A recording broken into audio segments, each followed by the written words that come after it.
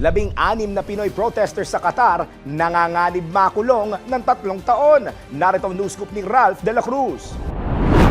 Posibleng patawan ng hanggang 3 taong pagkakakulong ang 16 na Pilipinong nagprotesta sa Qatar bilang pagtutol sa pagkakaaresto ni dating Pangulong Rodrigo Duterte na kasalukuyang nasa kustodiyan ng International Criminal Court sa The Hague, Netherlands. Ito ayon sa Department of Foreign Affairs ay kung mapapatunayang nilabag ng mga inarestong Pilipino ang Qatar Law No. 18 of 2004 na nagbabawal sa sino man na magsagawa ng protesta nang walang pahintulot ng pamahalaan. Kaugnay nito, pinalaya na ng mga otoridad sa Qatar ang 3 pang menor de edad na nakilahok din sa nasabing rally.